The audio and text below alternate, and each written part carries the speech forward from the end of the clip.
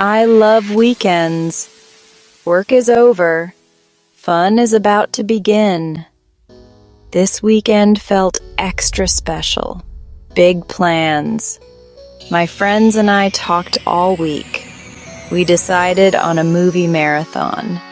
We picked our favorites. I was bringing the popcorn, butter, of course, maybe some M&Ms. It was going to be epic. Friday finally arrived. I was so excited. I had my comfy pajamas ready. We were going to laugh all night. Little did I know, things were about to take a turn, and not the good kind. Not. I checked my phone, hoping to see some updates. No new messages about the movie night. Not a single one. That's weird. Maybe they are running late, I thought. Or maybe they forgot to message. I decided to be proactive and send a message myself. Hey guys, what time should I head over? I typed. Sent. Silence. Crickets. The waiting was unbearable. Where was everybody? What was going on? My mind was racing with questions.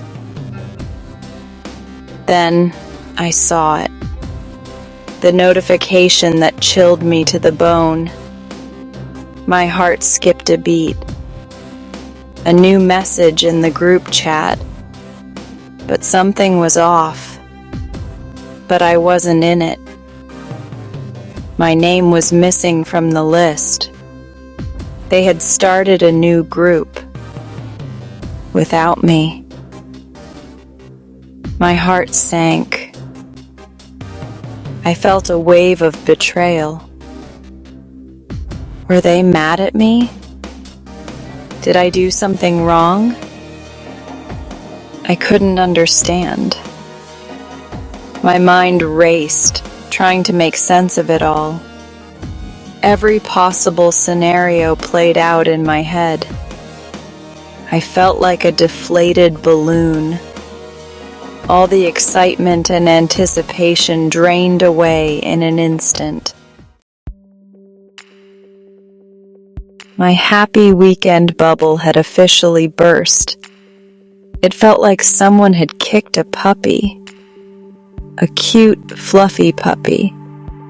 And that puppy was my heart. How could they do this to me? I tried to brush it off.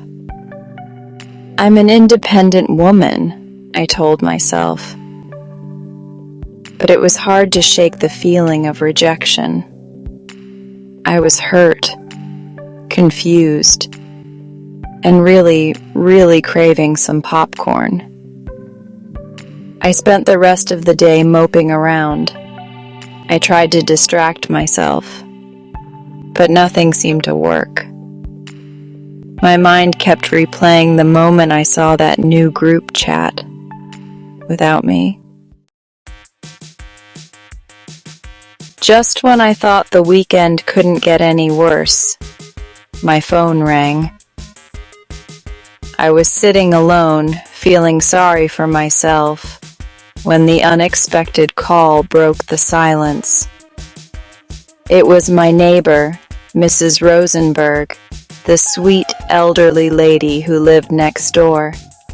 She always had a warm smile and a kind word. Ellen, darling, I'm having a little get-together tonight, she said in her cheerful voice. Her invitations were always so heartfelt. Dinner and a game of bridge. Care to join? She continued, making it sound like the most exciting event of the year. Bridge? Now, I wasn't exactly a bridge enthusiast. In fact, I barely knew the rules. But Mrs. Rosenberg made a mean apple pie. The thought of that delicious homemade dessert was enough to tempt anyone. And company sounded pretty good right now. I had been feeling so lonely and down lately. Anything to get my mind off my so-called friends who had been ignoring me. I needed a distraction. "I'd love to, Mrs. Rosenberg," I replied, feeling a spark of excitement. It was nice to be wanted. "What time should I come over?" I asked, eager to know the details. I put on my happy voice, trying to sound as enthusiastic as possible. It felt good to have plans. Maybe this weekend wasn't a total wash after all. Perhaps it was the start of something better. There's always a silver lining, right? Sometimes all it takes is a little kindness to turn things around. I have to admit, I was nervous. Bridge? With senior citizens? What had I gotten myself into? But as soon as I walked into Mrs. Rosenberg's apartment, I felt welcomed. Her friends were lovely. We chatted about everything and nothing. They told hilarious stories about their grandkids. And let me tell you, they were sharks at bridge. I didn't stand a chance. We laughed until our sides hurt. Mrs. Rosenberg even brought out her special homemade ice cream. It was the perfect antidote to my earlier disappointment. Who knew senior citizens could be so much fun? As I walked home that night, I realized something profound. Sometimes, life throws you curveballs that you never see coming.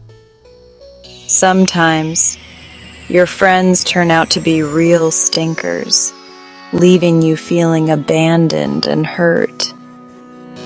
But you know what? Something good can come from it, even when it feels like the end of the world. I would never have experienced that hilarious, heartwarming evening if my friends hadn't ditched me. It was a night filled with unexpected joy and laughter. Sometimes, what seems like a disaster turns into a blessing in disguise. You find joy in the most surprising places. And that's the truth, folks. Life has a funny way of teaching us lessons. I learned a valuable lesson that weekend.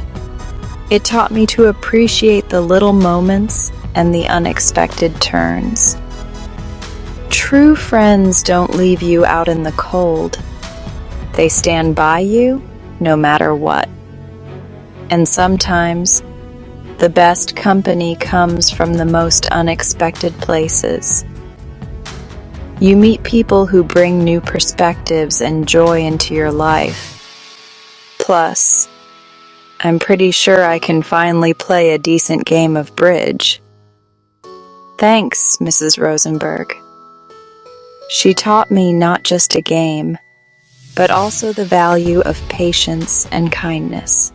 In this chapter, we will explore the idioms used in the story and provide a brief explanation for each. Let's dive in. First up, throw you curveballs. This idiom means encountering unexpected challenges. Just like in our story, life can surprise us with unforeseen difficulties. Next, we have real stinkers. This refers to people who behave poorly or let you down, much like the friends who ditched our protagonist. Blessing in disguise is another powerful idiom. It means something that seems bad at first, but ultimately turns out to be good. By understanding these idioms, we gain deeper insight into the story and the lessons it imparts. Thanks for joining us in this exploration of language and life. Until next time, keep looking for those blessings in disguise and appreciating the little moments. If you enjoyed this video, don't forget to like, comment, and subscribe to English Academy channel for more content like this.